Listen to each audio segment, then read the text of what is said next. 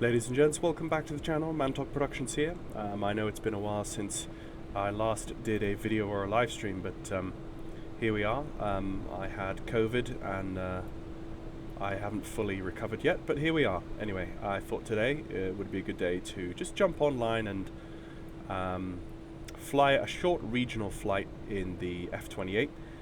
Today I'm going to be flying the Air Ontario flight from Winnipeg to Dryden. And then hopefully in the future I'll be flying on from Dryden to Thunder Bay and doing other Air Ontario flights as well. I'm really enjoying the Air Ontario route network up in Canada. The F28 1000 is really good for these tiny small regional airports out in Canada, and the weather really is quite something. It really does push you to the edge of what is possible. And of course, we will be talking a little bit about the issues flying in and out of Dryden with the F28. You can see, of course, on the airframe, we've already picked up a fair amount of icing while on stand at Winnipeg. It's -3 currently at the moment, so this is probably the first time. Yeah, you can see it even on the engine nacelles there as well, on the rims of the cowling. Yeah, and up on the V-tail. This is probably the first time that I'm going to really have to deal with severe icing, which is going to be very, very interesting. And also, Dryden itself is an airport that only has an ILS on one of the approaches. The other approach has no RNAV capabilities whatsoever, and unfortunately, there's an 8-knot there's an 8-knot headwind, or shall I say, a tailwind. That's meaning that if I choose the ILS, I'm going to have an 8-knot tailwind on landing. So I'm going to probably try to do a bit of a teardrop approach, where I go down the ILS with an 8-knot tailwind, and before minimums, I level out, fly down the length of the center line, and then do a teardrop turnaround, and then do a visual while I'm still in visual sight of the runway threshold coming in the opposite direction, because the ceiling down at Dryden is 1,000 feet, so it's really not very good. Anyway, so here we are in the flight deck. Let's do the first things first by getting the seatbelts and no smoking sign. Let's get the emergency light on. Let's get the pitos warmed up. Let's get the cockpit window heat to low, of course. That's going to be very helpful. We're flying at 10,000 feet today, so we don't need to hit the cabin pressure control, but what we will do is turn on the APU. 1, 2, 3, 4, 5, 6, 7, 8, 9, 10. And the APU should be spooling up as we speak. You can see we've got the ice detect, obviously. We come down here, we need to turn on the master radios. All of our hydraulics are on. The gust lock is engaged. Things are looking good. Let's get the anti-collisions, well, the nav lights. This tooltip gets in my way. Screw that tooltip. I hate that tooltip. Nav light, it's always in the way of me clicking these buttons. I wish I could change that somehow, but anyway. So for flying from Winnipeg to Dryden, it's actually, we're not going to need a huge amount of fuel, but what we're going to do is we're going to basically double the fuel, because we will need to fly on to Thunder Bay, and I can't imagine that Dryden has any air refueling capabilities. So it's CYWG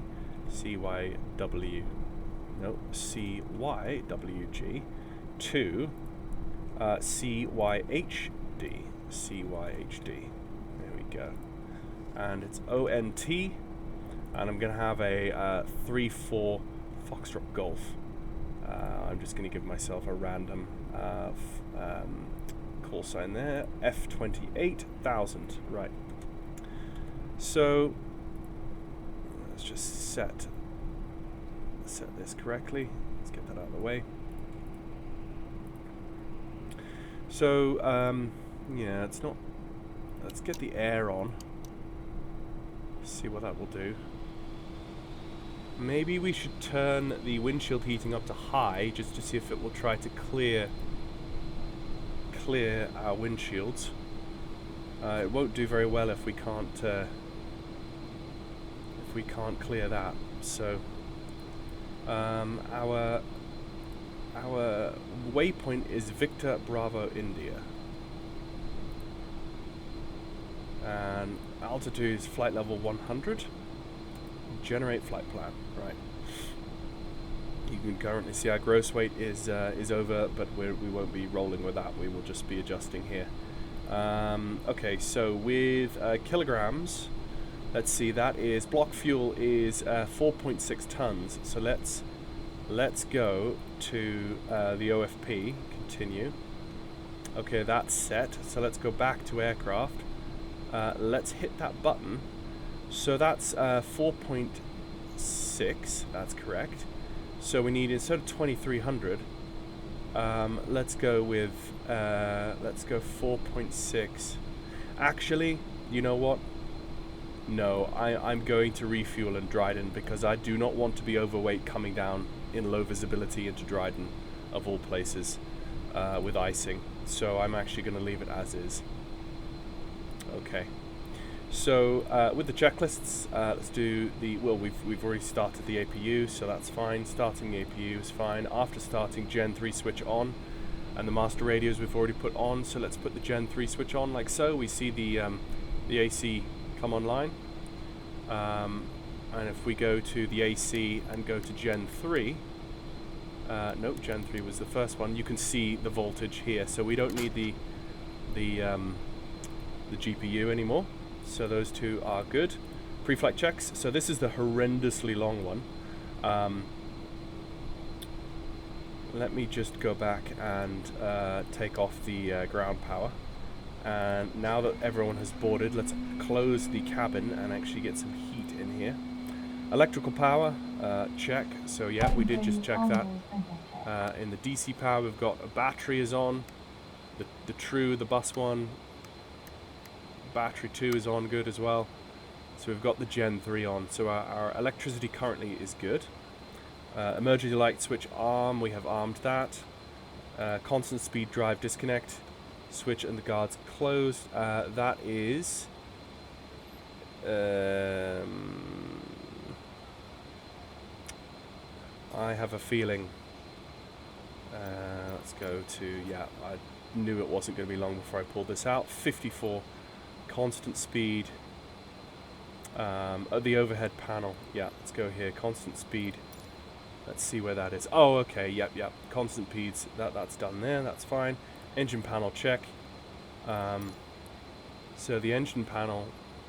Yeah. So we've not turned on the engines yet, which is as it should be. Bleed air supply panel. That we have yeah. So we have all of those up on auto, which is good, on and auto, and we have no issues, no duct leaks or anything. That's fine. Okay, so the air conditioning panel. Let's check that.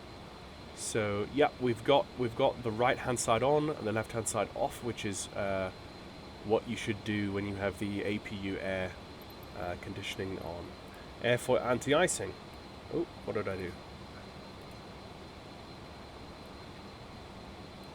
Airfoil anti-icing. Yeah, so we are going to have to turn these on, obviously. So we've got those two turned on. The engine anti-icing we will turn on as we spool up. Airfoil anti-icing, left or right? We'll go right, just for the moment. So. Engine anti-icing, yeah. Pitot and vane heating, that's been turned on. Windshield heating, that has been on. Pressurization has been checked. Fasten seatbelt, no smoking, has been set as well. Okay, navs. Okay, so for the navs, we're going to be flying out of runway 36 at Winnipeg. We do have a TACAN, so I will tune that up just to see if it works, but I'm not confident that it will because it's actually a VOR TACAN. So 15.5. So let's put 15.5.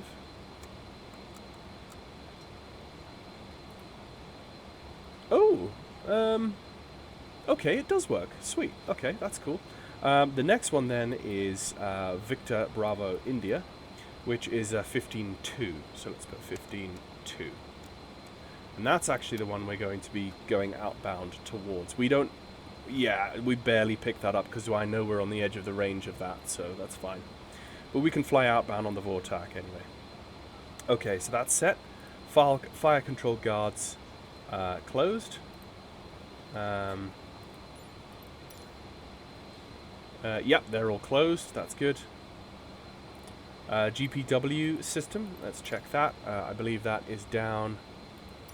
GPW. The GPW system. Well, all of them are on normal, and the guards are closed. So I'm going to call that good. Okay, so for the left side, let's just close up these two previous. Left side panel, central warning, and caution system needs to be tested, which does not have an identification, but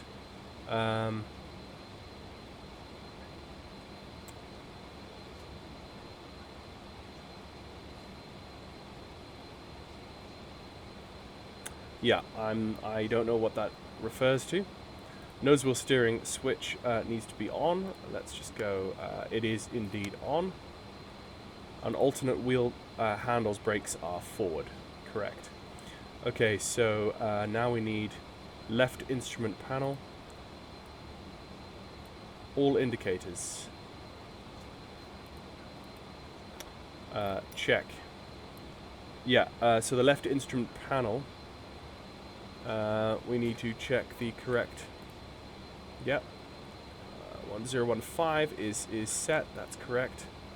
And everything seems to be okay there. Speed altitude command system.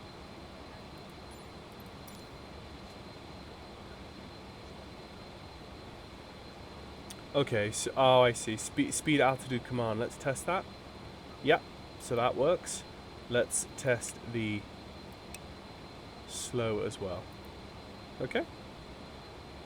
Let's test. Oh, okay. I need.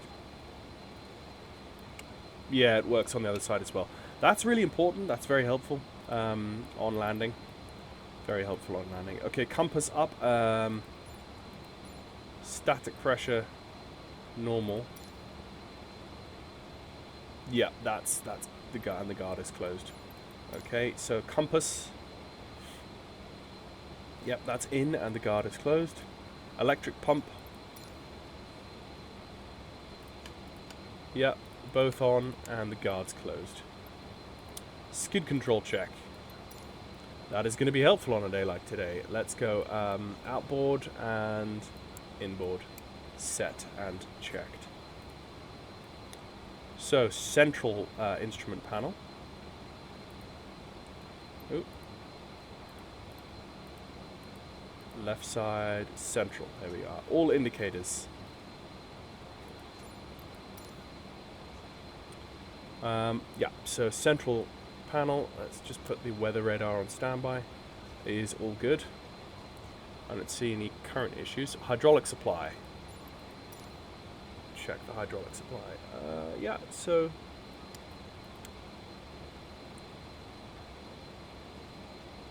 the brake hydraulic pressure is okay.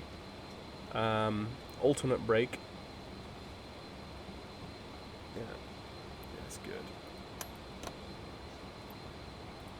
Fuel pressure lights. Yeah, so the fuel pressure lights are on. Here.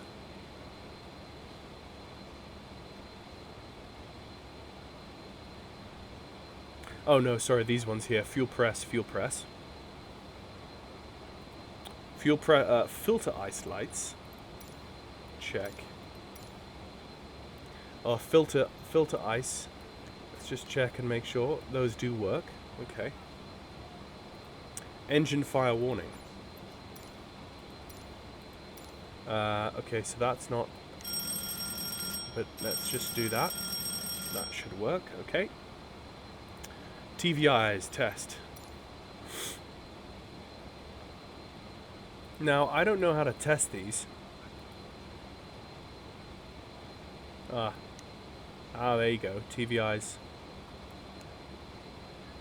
They work. Central caution. Lights switch bright or dim. Yeah, I've got them on bright. I've always kept them on bright. I have no problems with that.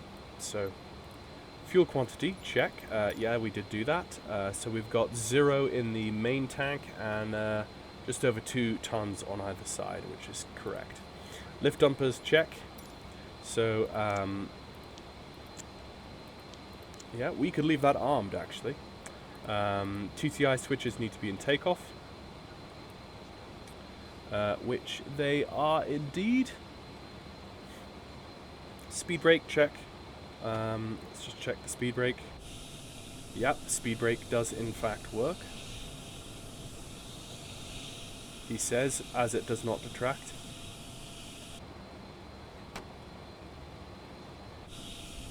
Why? Oh, it's because I don't have the hydraulic pressure for them to retract. Okay, lol.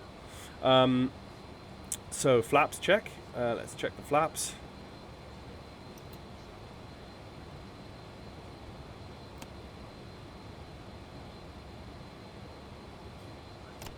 Okay, again, it's a hydraulic thing. The flaps are up. I don't have any flaps to. I don't have any hydraulic pressure to. Okay, crossfeed is off. That's correct. Booster pumps check. Yep. So let's turn those on now. Transfer pumps check. I'm not have those turned on at the moment. Light switches. Yep, so I have checked those. Those are where they should be. Communications and avionics. So the communications and avionics are good. We have. Let's go on standby for the altimeter, not the altimeter, the transponder, and our comms. We're not flying with VATSIM today, so we'll be okay. We've got standby set on the weather radar as well. Autopilot check. Yep, so those switches are in the in position, which is correct. Hydraulic flight control. Yep, they are all forward as well. Gust lock, yep, the gust lock's on. Altimeter landing, gear handle up. Let's just do that one last. Yep, and that is up as well. Right. So it's the right instrument panel now, and we're almost done, I promise. All indicators.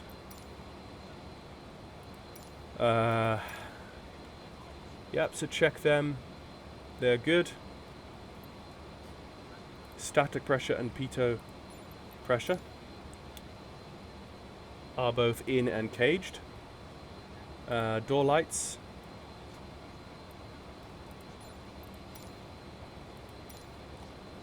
We don't see anything for the door lights. I'm going to say that they are closed. The landing switch, normal guard, needs to be closed, which it is. And compass up, same on the other side. Compass up is closed and locked. So the last thing is the right side panel.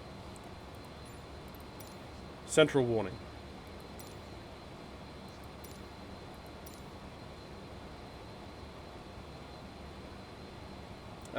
Central warning and caution system test. I haven't tested it, but it didn't show. So cabin ventilation, shut-off valve. Over on his side.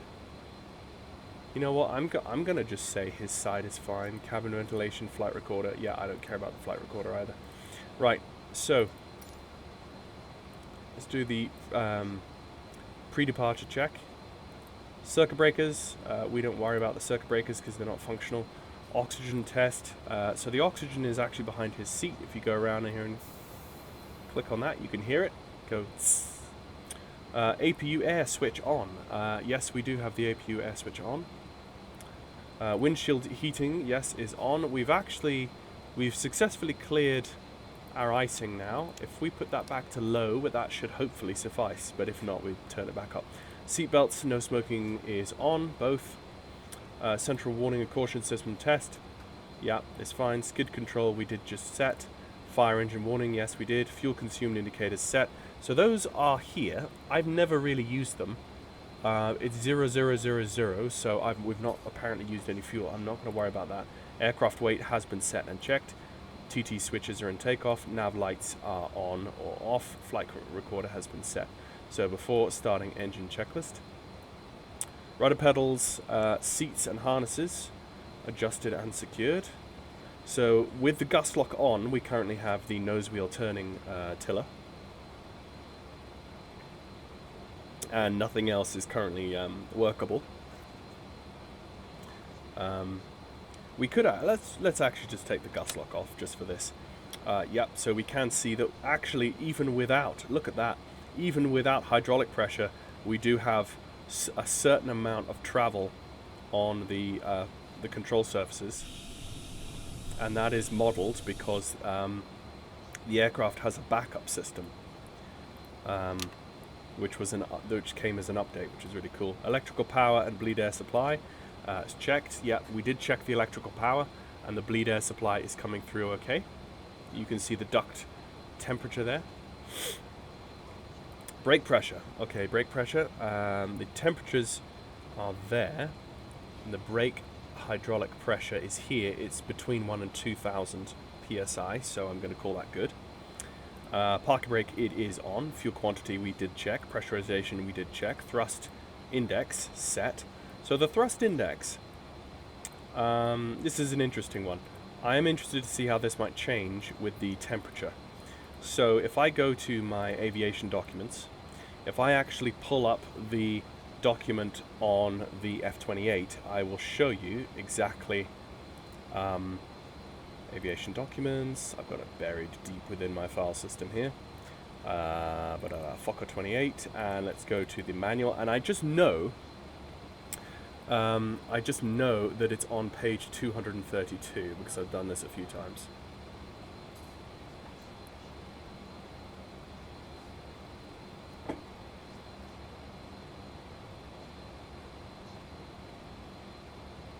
Wait for this to load up. Okay, so 231, 232. So thrust index tables. So at Winnipeg here, we are, let's just double check, we are 780 feet above sea level. So it's in between these two columns here. Let's round that up to 800. And let's say, what is the outside air temperature? It is literally -3. I'm pretty sure we can determine that pretty easily. He says, by staring somewhere at this multitude of gauges, which should tell him in a timely fashion. He should know this. There it is. So it's under 0. It's about -4. So on the chart, we look at 800 feet and we go down until we get 16 and below. It should be 170. Okay? Those two figures, we actually dial these little bolts here to 170 each. Okay? And it was already set at 170, so we didn't need to really reset that, so that's fine. So that's what that means. Nav aids we have set, ship's papers are on board, takeoff data has been checked, bugs have been set. Bugs have not been set. Let's set flaps 11 for takeoff. Let's go V2. Click on V2 and that should set the bug for 140. Gust lock we have not removed. We will keep that on until we get to the hold. Windows and doors have been closed. Okay? So anti-collision switches lights have been set on. Throttle levers are on idle. HP fuel valve levers are on shut-off. Booster pumps are on, and starter master switch is on. Okay, so the starter master switch needs to go on. That's what that was. And start engine 2. Okay, so that's basically all the way up until the engine starts. So let's now select the pushback. So here at Winnipeg, we need to push back with the tail to the left from our stand. So let's just go to here, and like so. Hit enter and hit request pushback. Okay, while the pushback sequence is beginning, you can see that the icing has come off of the leading edges. Strangely, it's come off the nose cone too, which it shouldn't have done that, but okay. Right, so now we need to release shocks, and we also need to release brakes. And hit the hold button. Okay, so we're now pushing back. Let's go back to our checklists. So let's start engine 2. And the way we start is we immediately come down here and we watch the high pressure. And the high pressure gauge needs to get up into 15, so in between 10 and 20 there, which is roughly about there. We then bring the right hand engine up to the start detent, and we continue to monitor. The ignition is now happening. We now monitor the TGT, and once the TGT reaches 400, we then push this gauge from the start to the open detent, and that should be the correct formula for a successful engine start in the F28. So we're turning. TGT's almost at 400. As the needle passes 400, we put that on to where that should be. We continue to monitor. Temperature rises. The high pressure is holding there. The oil pressure and the oil temperature has come up. So the oil temperature is just above 0. You can see the left engine is just below 0. So the oil temperature is very cold at the moment. So let's go for the left engine now. Let's go start. Oh, look at that. Oh, couldn't have asked for a better sunrise. Okay, and that's just about 15. So let's pop that on.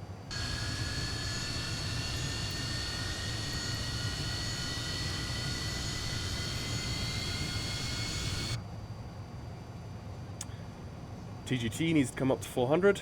Ignition is on. Let's pre-select 8,000 on our departure altitude. Sorry.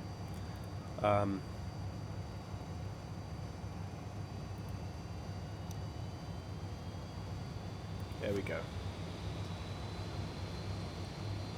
Again, monitoring. Oil pressure has come right up, which is good. High pressure stabilized just below 60, or 50, sorry.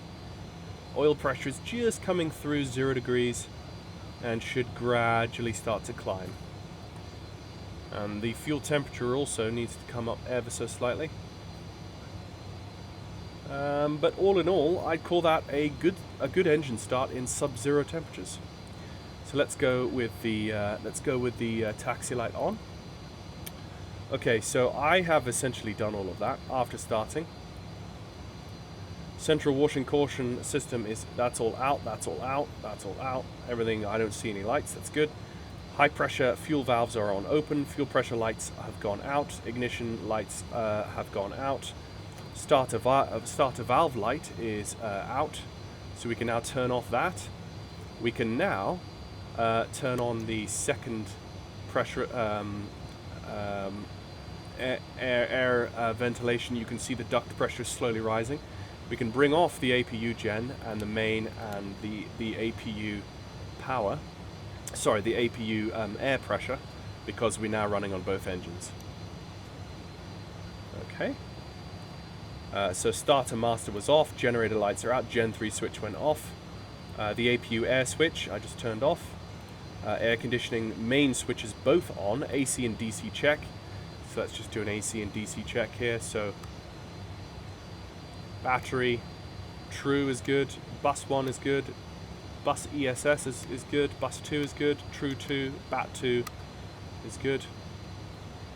Gen 3 is off, obviously, now the APU's gone. Gen 1 is good, bus 1, bus ESS, bus 2 is good, Gen 2 is good, external power is 0, there we go.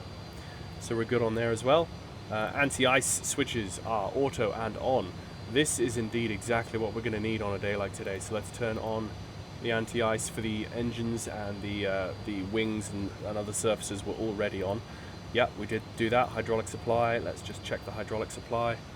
Yep, so the brake pressure, everything has come up to where it should be. That's good. Electric pump switches off, guards closed. The electric pump switches off and the guards closed. Okay. Yes. I should have turned those on earlier on, and that's how I would have gotten a hydraulic pressure before the engines were on. Idiot. You learn a new thing every day. Wonderful. Flaps set. So let's set 11 flaps. And that's the after starting. Let's go taxiing. Flight instruments check and set. Again, let's just take the gust lock off for... Yep, you can see immediately that the hydraulic pressure is there, giving us full travel. That's great. Let's just pop that back on for taxi. Let's pop on the gust, the damper. Trim, we needed to set the trim. So say when we go to our aircraft, we hit this button here, and that should auto set our trim. Let's go back to checklist. The collector tank indicators should be on black, which they are. Flaps have been set. Crew briefing has been completed. So let's go line up. So basically, let's take off the... And let's set speed select switch to 10 degrees. So the heading for the runway is 005. So let's go set 005. Set. So we will be using heading hold first, and then nav outbound on a radial of 98, which is 98 on 15.5. So that's 98 needs to be here. Set. So we need a taxi outbound here. I'm just gonna pop outside, have a look at the wow, beautiful. I'm new to Winnipeg, well, the Winnipeg scenery. That's beautiful.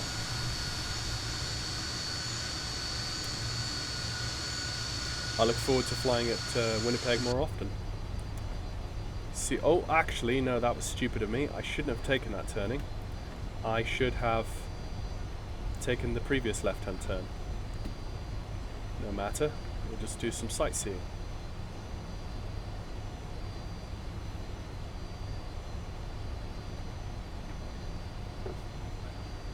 So, we have the APU off now. Altitude is pre-select to 8,000, which is okay. Let's do the lining up. Well, APU is already on and off. Lift dumpers, we can arm those now. Flight controls, we did just check those. Hydraulic pressures, we did check. Your damper switch needs to go in, which it is. Let's just take a left-hand turn here. Remember to open up Volanta to track the flight for me. Oh, excuse me. There we go. Okay.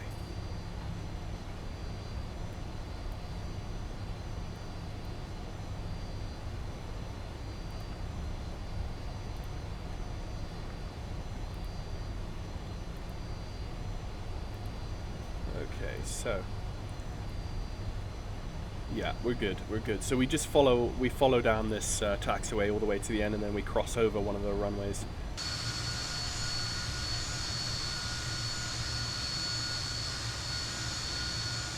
The performance here at Winnipeg is very good. I do like Canadian sceneries, and I am going to be researching flights in and out of Winnipeg, both long haul and short haul. So, excuse me. Just look at the leading edge there. Look at the texturing. That's really cool.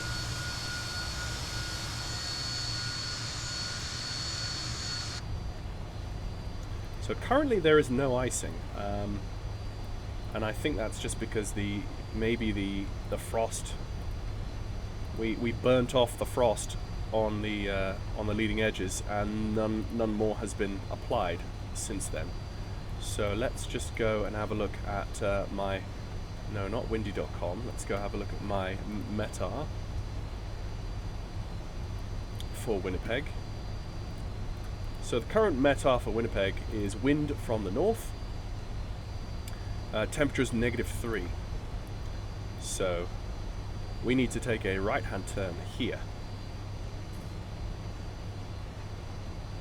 Okay.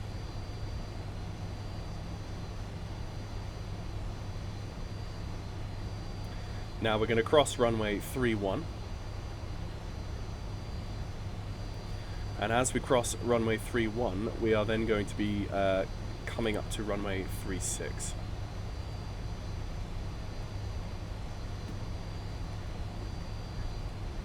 So I'm just muting the microphone to cough. So we're quite light, and we're taxiing quite quickly. We're actually on idle power, and that's why. Oh look, there's a DC-3. Oh look. Oh. Oh. I do love a DC-3.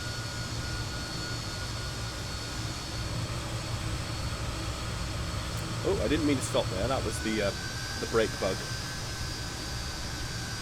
I'll have to go check that out later. Oh, look at all those caribou, I think they are. Firefighting caribou, I think.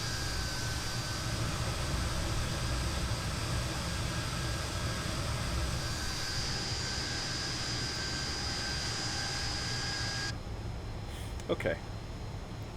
So, yeah, we've got a 12-knot wind coming right the way down the length of the runway. So we're going to take off, runway heading, fly, and then it's going to be a right-hand turnout to track the radial. Let's just track the radial 098.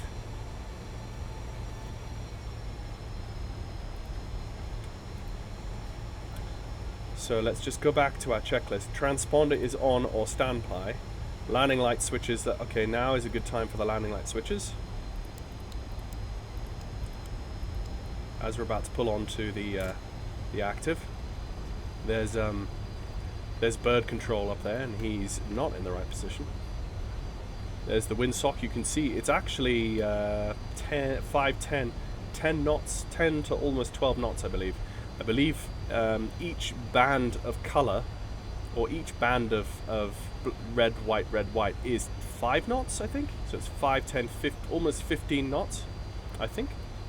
Okay, let's go on with the strobe. Let's get the strobe on. All is good with the world. Strobes are on. Strobing away.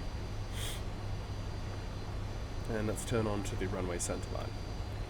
That's a beautiful runway. I tell you what, this is a beautiful scenery. This is the new Winnipeg scenery. And it is a beautiful scenery.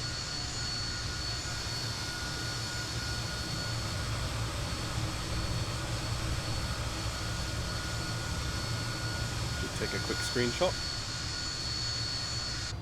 Okay, so last few items. Brake temperatures, check. Brake temps are no problem. So that is the lining up checklist. And then we will go to the after takeoff checklist upon departure. So let's bring the weather radar online. Let's actually prompt the cabin crew. Seats for takeoff, and let's take the gust lock off. Very important. And then let's go back to the checklist. Okay, now we bring up the power to 50%. Unleash the brakes. Power set. And go full power.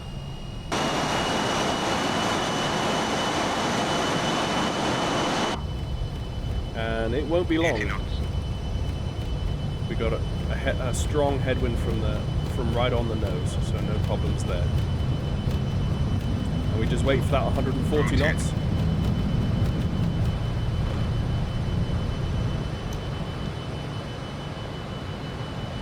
Positive climb. Gear up. Gear coming up.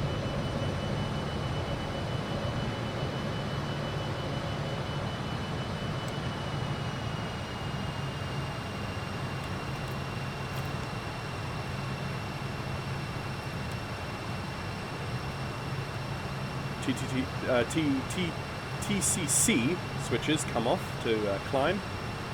Set climb power. Yeah, and set climb power. Let's just nose forward, nose down a bit, gain some speed.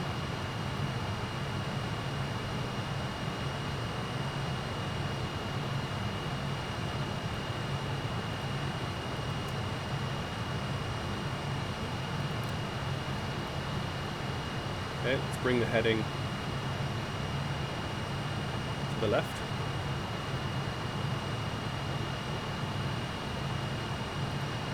And we're nudging up against 250. So we need to continue that. That's about 250 there. And now let's go 10,000.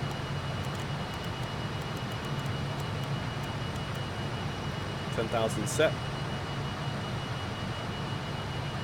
and we'll do it on standard barometric pressure. Okay. After takeoff, landing gear is up, flaps are up, lift dumpers are in. Yep. RPM, TGT, and TTC check. Yep. All looking good.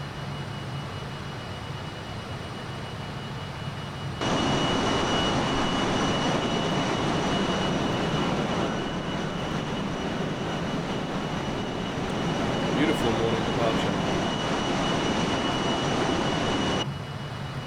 Let's take the taxi light off, and let's take off the landing lights.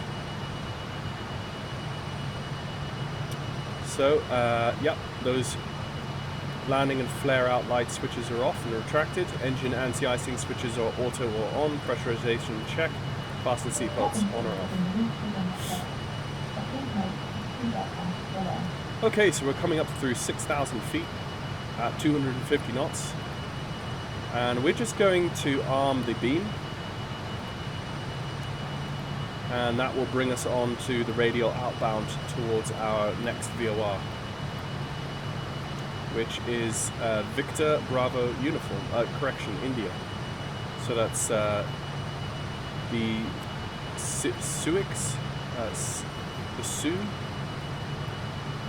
Sioux Narrows? I'm not quite sure. Anyway, so coming out of Winnipeg here, you can see what we've just done. You can see the radial we're just beginning on. 33 knot tailwind already. And we're going to go inbound Victor Bravo India and then outbound on 066 to Dryden.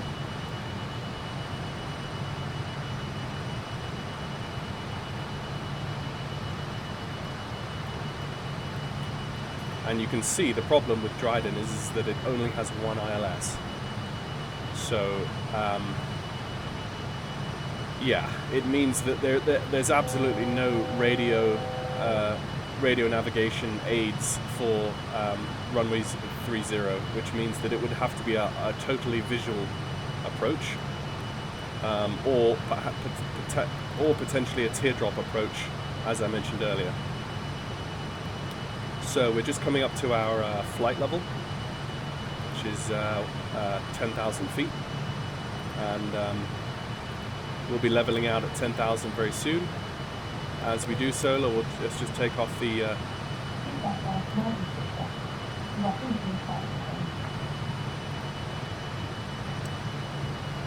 now we just reduce engine thrust to compensate. Let's just leave it there to stabilize for a bit and see what happens.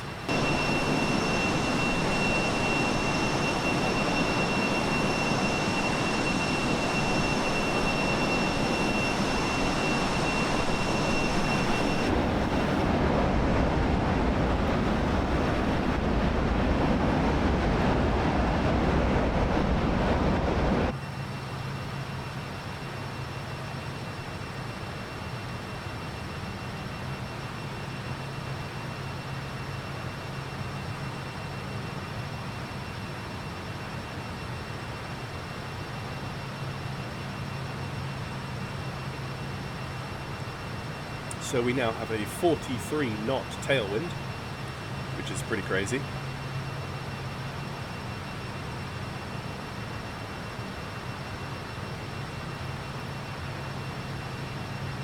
But thankfully, it's a lot better up here than I thought it was. The weather is a lot better than I thought. If I just bring this over here and have a look at the METAR for Dryden.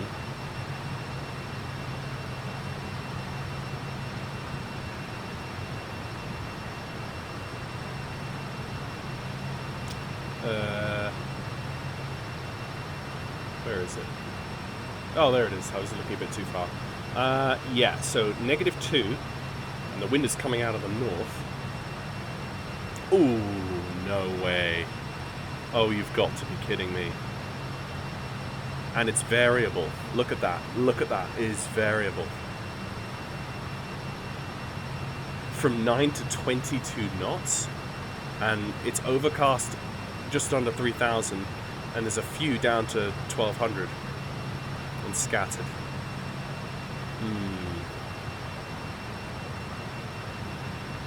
Anywhere between 10 to 20 knot gusting.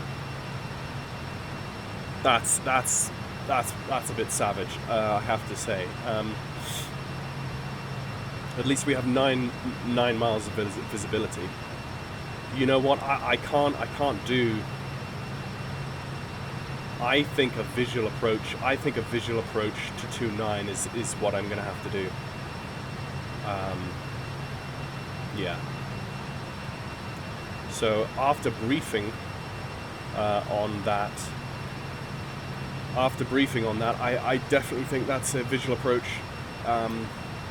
into like a crosswind and then a downwind and then a base and then a downwind. No, sorry, a downwind, a crosswind. No, what am I saying? A downwind, a base, and a final. It's been too long since I've done my VFR circuits, but I think essentially a VFR circuit is what's going to get me in here today, because I don't really want to be down that low to the ground doing an approach on the other direction with it gusting like that. Last time I checked, it wasn't gusting that much. In fact, it wasn't gusting at all. So the fact that it's just changed to gusting, I have decided not to take that ILS approach, but to literally just come down and line up for a visual. I don't want to have that on my tail, that low to the ground.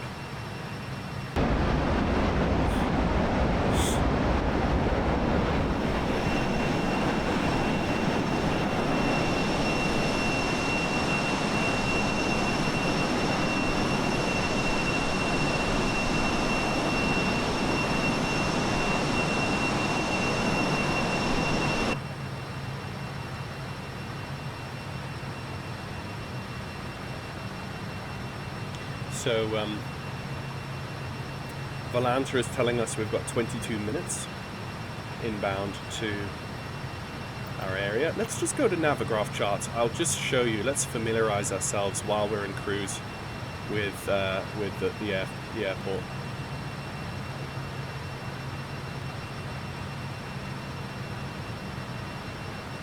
Let's just unload the previous.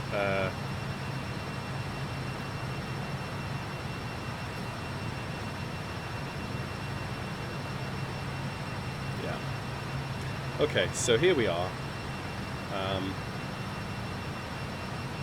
Just pop ourselves.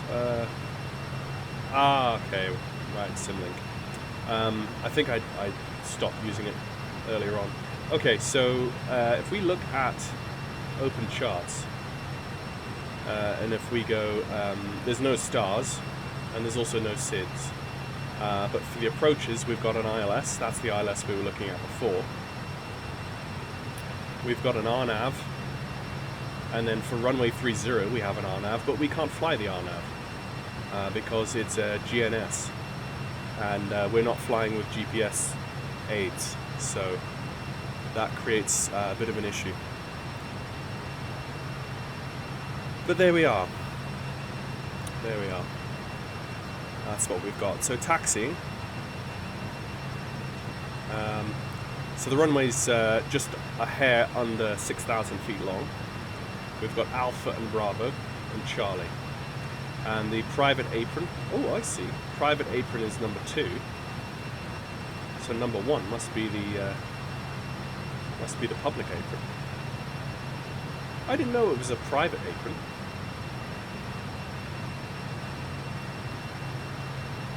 I suppose that's what you get for reading charts. Okay, so we will aim to undock at number 1. But we'll be landing down 30, and we'll do a backtrack to Alpha. So we should now actually have our inbound course to Victor Bravo India. So that's 1512 or 152. So let's go over to a nav 2, and let's go 098.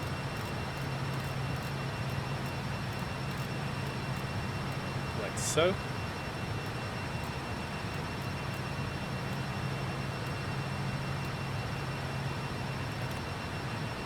So let's go inbound Victor Bravo India.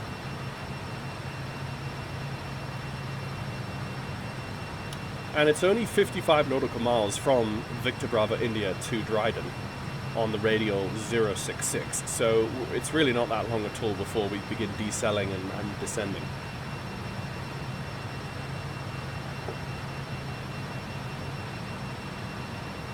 So the airport elevation of Dryden is 1,354 feet. So if we're going into a visual circuit at 1,000 feet, we want to be 2,300 feet is circuit height. And if you remember, at 23, oh sorry, I clicked the wrong button. I'm gonna randomly open something I didn't need to. Excuse me. 2,300 feet. That puts us slap bam in the middle of the cloud layer.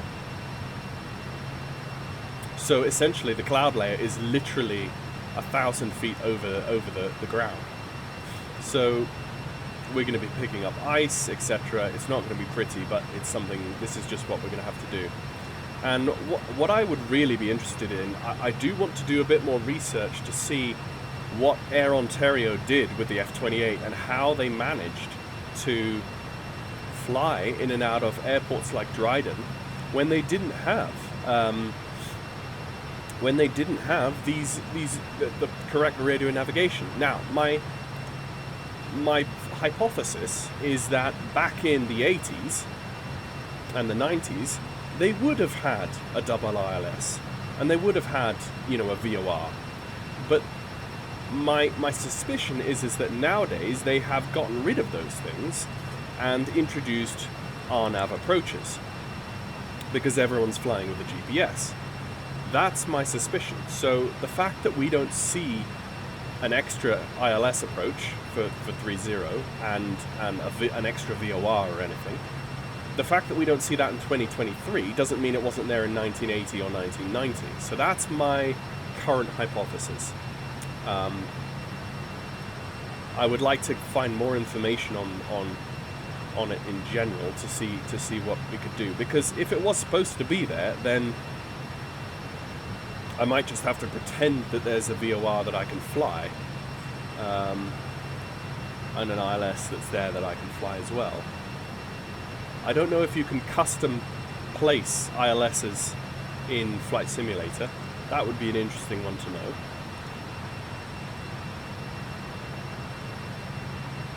Excuse me, I just coughed. I suspect you probably could custom place an ILS approach as part of the scenery package,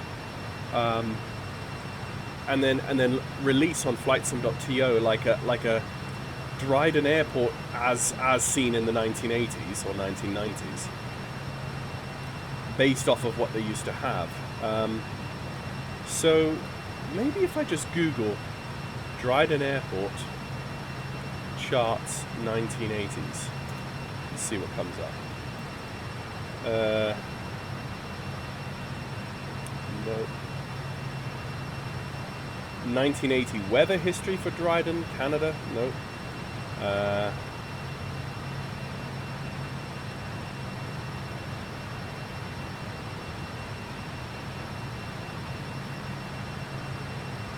Let's have a look here. We've got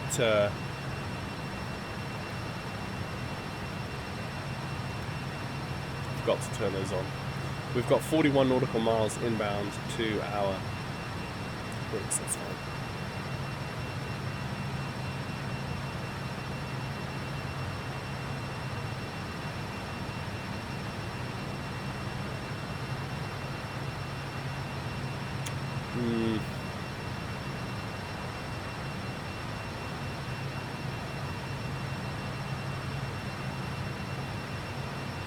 Ah yes, I'm now looking into the Air Ontario 1363 flight crash at Dryden, which is this exact aircraft and airline.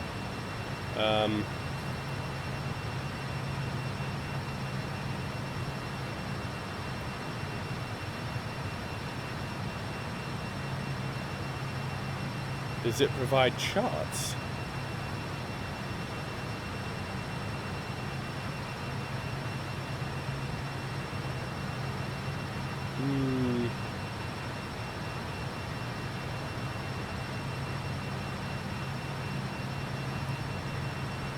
It provides charts, like performance charts.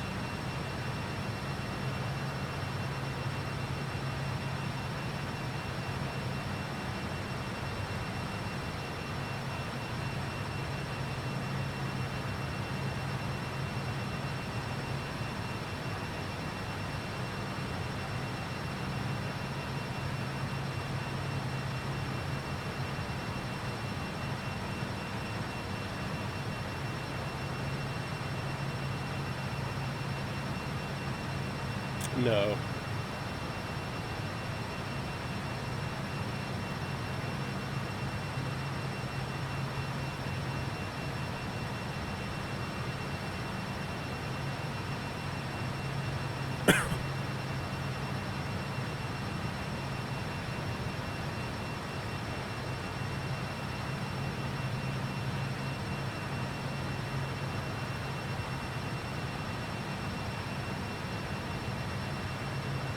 Oh, there's a Dryden airport in Dryden, Texas, but that's not what I'm looking for. Anyway.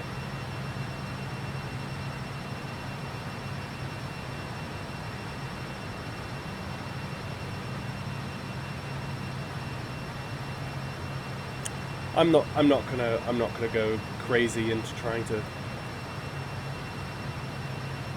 to research while I'm in cruise, but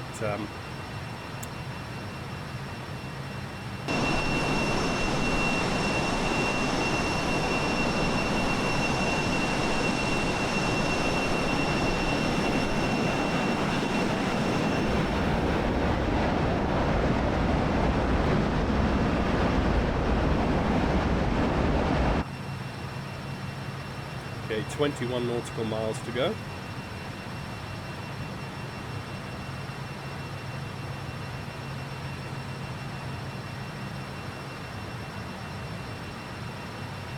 And then we turn heading 066, so I will pre-select that in the heading bug set, so we can essentially go direct heading hold once we pass over the VOR, and then get ready for the outbound course as well.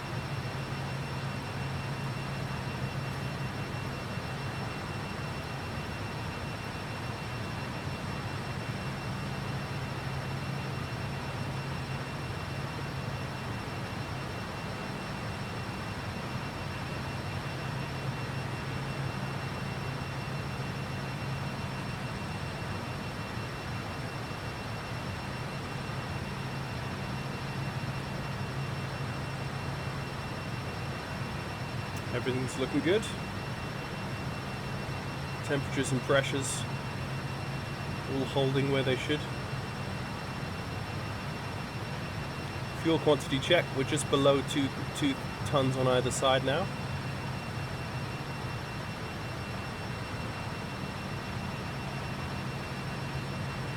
So we've got quite a good reserve. We could probably make it all the way back to Winnipeg if we did a missed approach at Dryden. We could probably, that's what the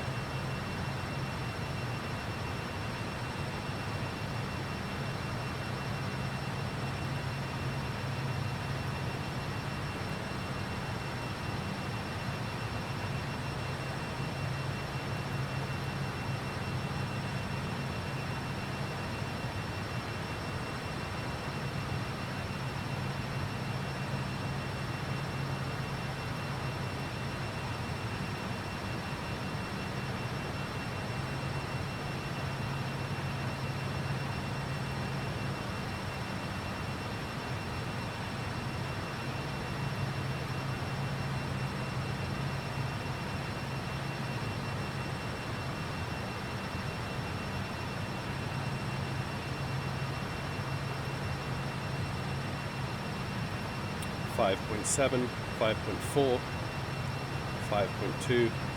We're getting very close now.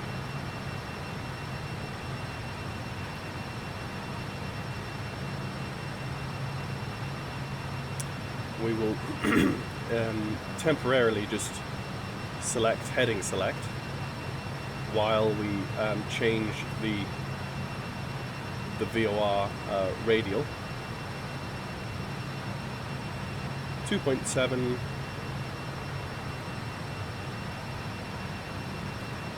Under 2 nautical miles, I'll hit the button. There you go. Let's go heading hold. And let's change to 066.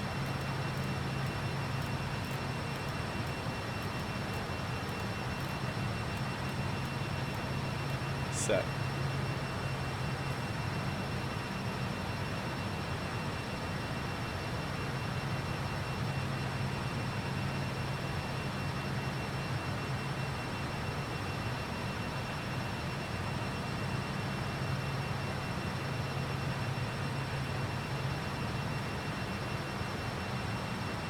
Okay, we should start descending fairly soon now because we've only got 55 nautical miles to run.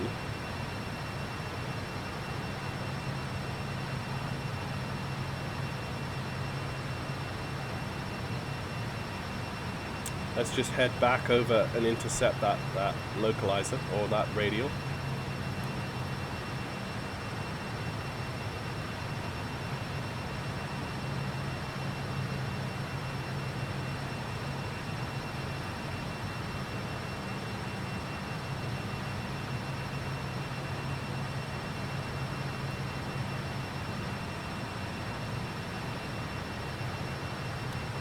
Okay, there we go, that's intercepted. Okay, so we've got 55 nautical miles to run and we're almost 10 nautical miles already, so let's go fasten seatbelts on. Pressurization has been set, TT switches need to be on takeoff. We can do that as we begin to descend. Let's actually start descending now.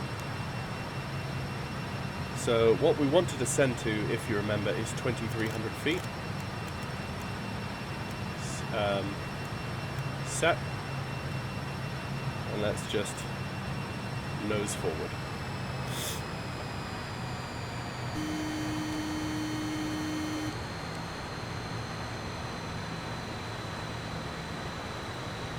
Let's get those TTC switches to takeoff. Set, landing data checked and bugs set. So let's set the bugs. Let's go for a full flaps landing, which is VREF of 121. So the approach speed is 131, which is VREF plus 10. And we can now go to the local barometric pressure at Dryden, which is let's just update that. Is 29.86. So let's go 29.86 set, which is QNH 1011. Okay, so we're on the local barometric pressure for Dryden. We are going down to 1,000 feet AGL, and let's just brief the crew. Seats for landing. And let's go back to checklist. Crew briefing has been completed. Let's go to the no smoking sign is already on. Altimeters are set. Anti-icing has been checked. We're going to keep the anti-icing on because we're going to be flying through cloud on final. Landing light switches, let's get those back on. Set. Landing light switch normal. Warning. Landing warning switch normal or alternate. It's going to be at normal. Now, I learned to... no, where it is. There, this is it. So basically, if you want to do a flap 25 landing instead of a flap 42, you put the landing gear warning on alternate so that the plane doesn't scream at you when it thinks that you're not supposed to be landing because your flaps aren't full, if that makes sense. A couple of previous streams I've done where I've decided to try out a flap 24 landing, flap 25 landing with a higher VREF. The aircraft screams at you. It's like terrain, because it pull up because it doesn't think that you want to land yet, or you're not ready to land yet. So it's getting nervous. So you press that button. Okay, so we should be below 250 knots. Now we're under 10,000 feet. Let's just engage the speed brake. Let's arm the speed brake as well. So we can see the speed brake coming out.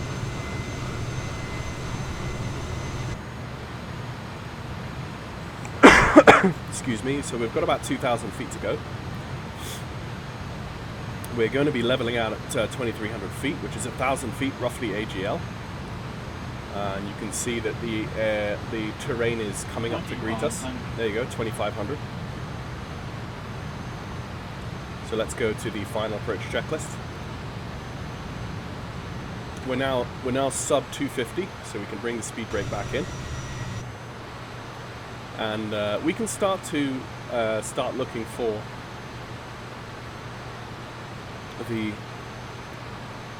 airport. You can see up ahead of us, we really do not have terribly good weather.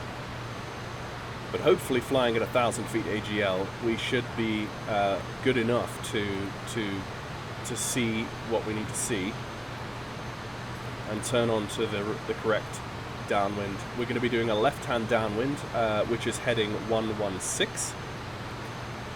So let's pre-select heading 116.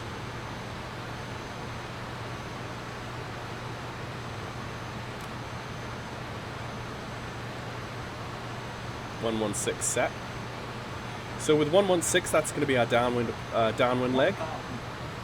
Yep, 1,000 is just come on, and you can see our radar altitude is just kissing 1,000, which is correct. So we did that correctly, thankfully, and we've got our minimum set to 200. We're still on idle thrust. We're just letting this speed bleed off slightly. In fact, I might just bring the engines back up to stabilize us around 200 knots. We don't need to lose a huge amount of speed yet. We're still, we're 35 nautical miles outbound from the VOR, and we know it's about 55 nautical miles, so it's only 20 nautical miles left to go. So in that 20 nautical miles, we don't need to be going down to, 160 or something crazy.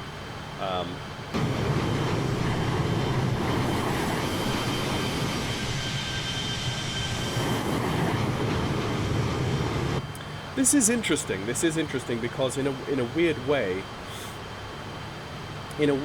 this aircraft, being a commercial airliner, it's small enough though that you're kind of almost treating it almost like a Dash 8.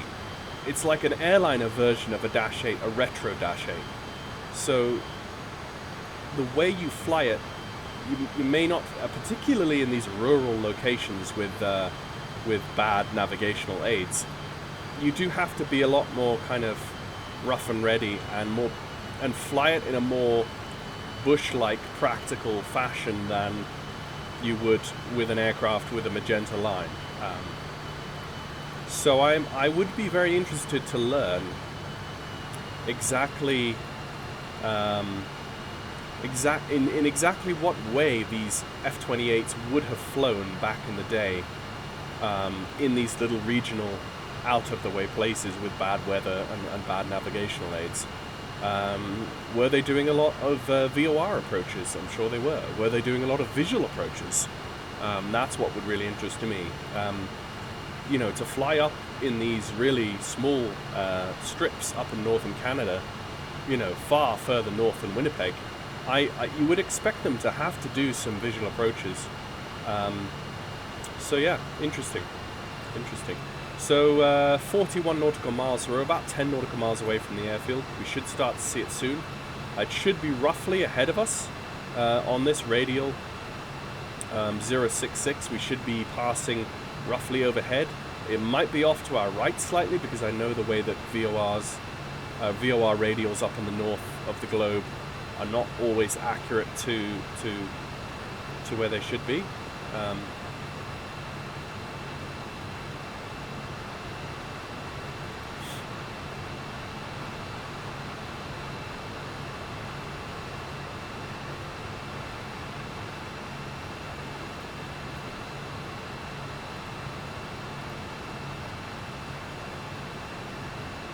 Okay, we do need to be looking out as far as we can, and that is not good weather. And the weather's better in some areas, but right directly ahead of me there, that doesn't fill me with happiness. Good thing we've got some anti-icing going on.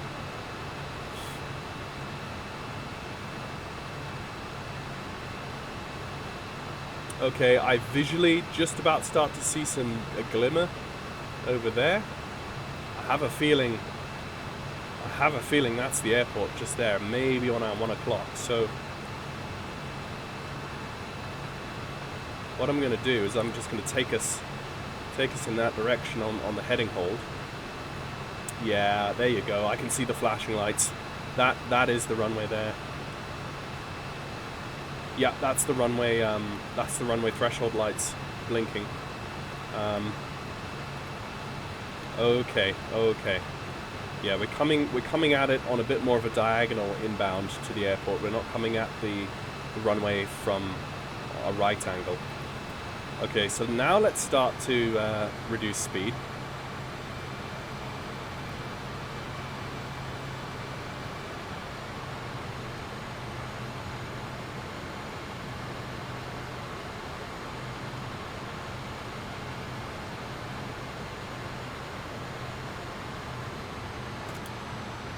Okay, thrust idle. I just want to get down to about 180 before I pull flaps 11.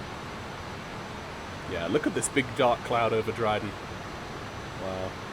Yeah, and without an ILS, you can't descend through that thinking that you're going to know where you are. You either need to come down on the opposing ILS and then do it. Oh no, well that's MSFS weather, live weather for you. But anyway,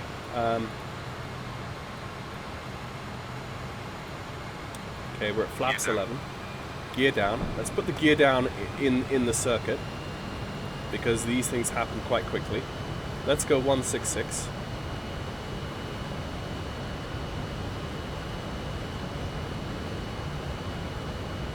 Set. Flaps 25. 25 set. Okay, gear is down, skid control. Let's just check. 42.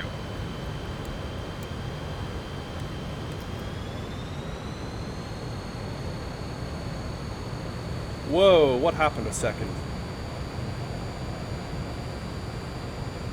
No, 116, not 166. That was my fault. Pilot error. That was supposed to be 116, not 166. My mistake. Okay, so we've just put a bit of space in between us and the airport. I guess that's all right.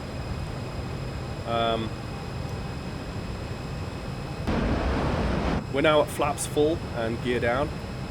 Still holding 1,000 feet, which is good.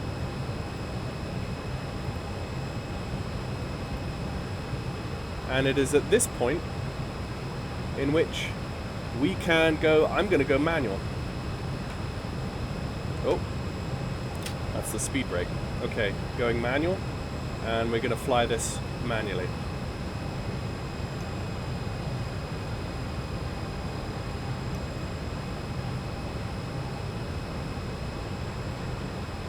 There's the airfield.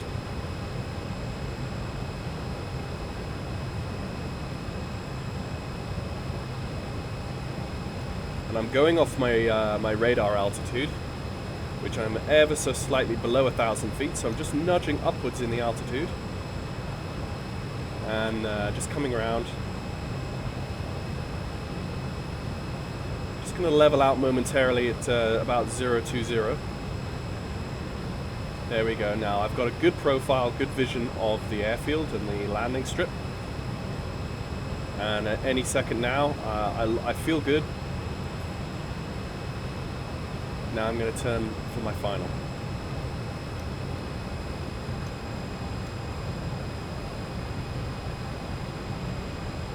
Yeah. Now the pappies show me to be a little bit high, so I'm going to go off the pappies now.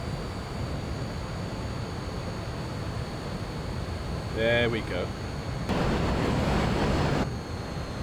Now I'm going to reduce thrust, and I'm going to watch that approach speed. A little bit to the left, so let's just correct. Come to the right, trim, 500. Now this I feel like this was probably my best approach to Dryden. Okay, I'm on speed. I'm a little high on the pappies. I'm a little high on the pappies, but that's okay. 100 feet to minimum. Minimum's continuing. And now let's just watch those pappies. Yep, there's that crosswind. Watch the pappies. Down we come.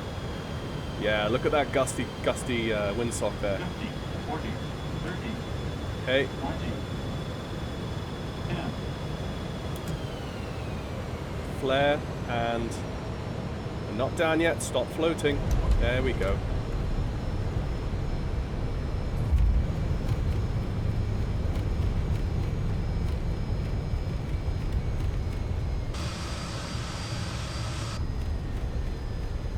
Oof, that wasn't too bad. I wouldn't say that was a shabby landing.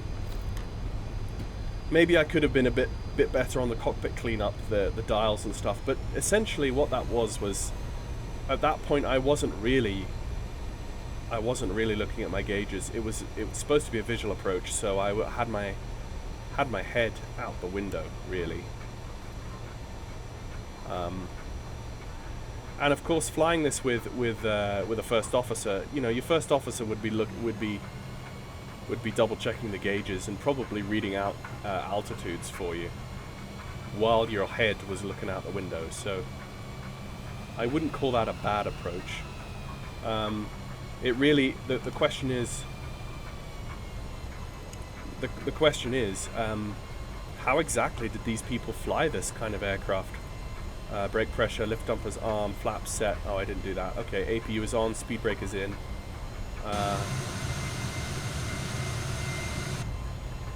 Let's just de-arm the spoilers. Just take out the strobe. Now we need to take the right-hand turning.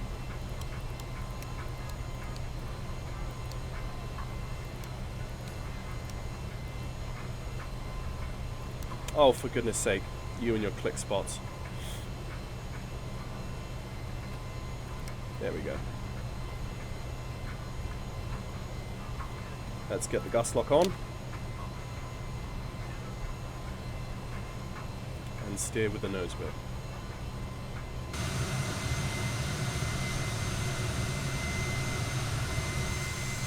So apparently that area down there is a private apron. And it's this area up here, which is not.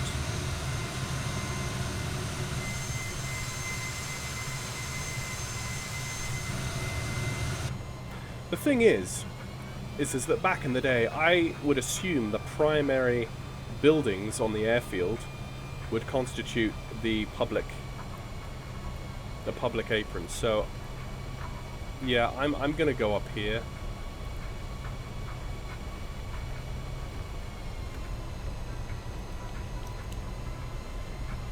So the APU is coming on. So, ladies and gents, I enjoyed that. It wasn't a long flight. It didn't need to be a long flight, but it was a sufficiently non-automated flight, and I love that that's what you can get in the F28. You're flying an airliner. You know you're doing historic routes, but you're flying it in a way that you just never would fly an airliner today. Period. And I like that. I like the history of that. So let's just take off those things now.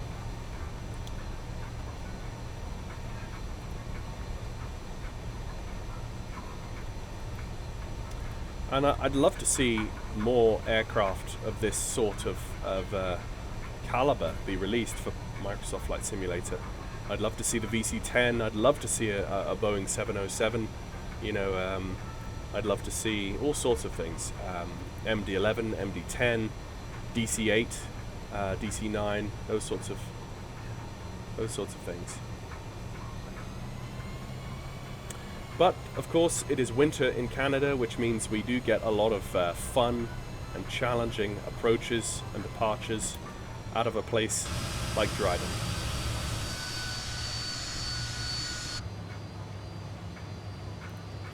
Okay, so the APU is on. Let's put the gen on, like so. Now let's take the engines out.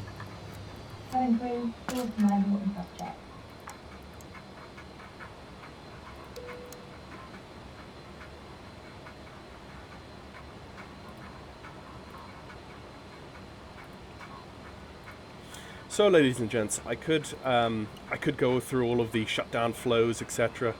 But I think I'll leave it there, actually, for you guys. I really enjoy the F28, as you know, and I look forward to doing another leg from Dryden to Thunder Bay at some point soon, and returning to Winnipeg. I love Winnipeg. It's a lovely spot. I love Toronto. I love Vancouver and Montreal. So I must do some more regional stuff in this area, particularly with the really severe winter weather. Which is just so challenging for aviation in a way that we don't really see in the UK. So, thank you for... Oh, turn the tax light off now. There we go. So, let's release the packs. And let's turn on the ground power and take off the APU.